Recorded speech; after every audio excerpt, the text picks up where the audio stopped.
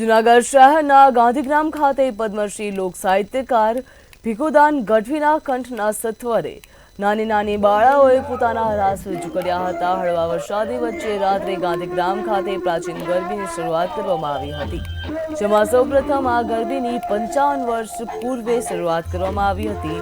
લોક સાહિત્યકાર ભીખુદાન ગઢવીનું માતાજીનો કેસ તેમજ શિલ્ડ આપીને સન્માન કરવામાં આવ્યું હતું। ત્યારબાદ ભીખુદાન ગઢવીએ ગરબો ગાઈને માતાજીની સ્તુતિ કરી હતી અને બાળાઓને રાસ રમાડ્યા હતા।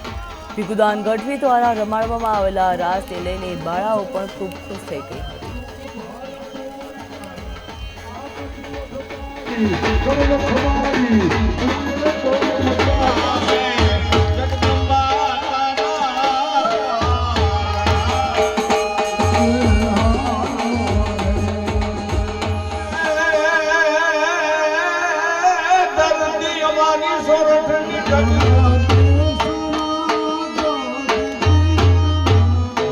ગાંધીગ્રામ ગરબી મંડળ અત્યારે એક રંગે રમે છે।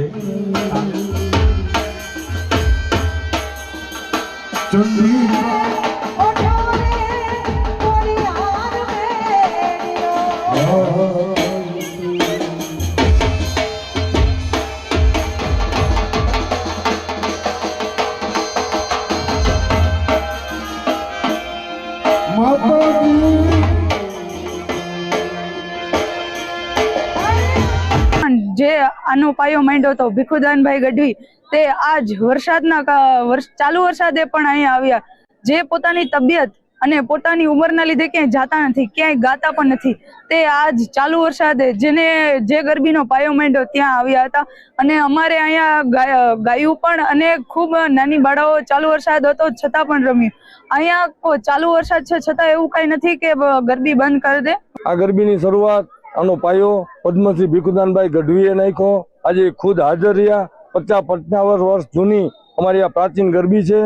અહીંયાથી અમે પ્રાચીન ગરબા માતાજીના ગરબા અહીંથી ગવડાવવામાં આવે છે। આશરે 300 થી 350 બાળાઓ બિના ફી લીધા વગર અહીંથી રમાડવામાં આવે છે।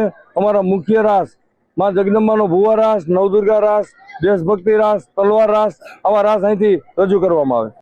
ગાંધીગ્રામ ગરબી મંડળ દ્વારા લગભગ 50-60 વર્ષથી પ્રાચીન ગરબીનું જે આયોજન થઈ રહ્યું છે, આ ગરબીના મૂળનો પાયો આજે આપણી વચ્ચે પદ્મશ્રી ભીખુદાનભાઈ ગઢવી આજે આ ગરબીમાં આવી નાદુરસ્ત તબિયત હોવા છતાં પણ આવ્યા હતા।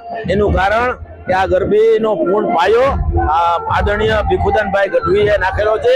ત્યારથી આ પ્રાચીન ગરબી ગાંધીગ્રામ ખાતે આયોજન કરવામાં આવે છે। અત્યારે વીરાભાઈ, નરેન્દ્રભાઈ અને ટીમ ત્યારથી લઈને અત્યાર સુધી ગરબીની જાળવણી કરી રાખી છે।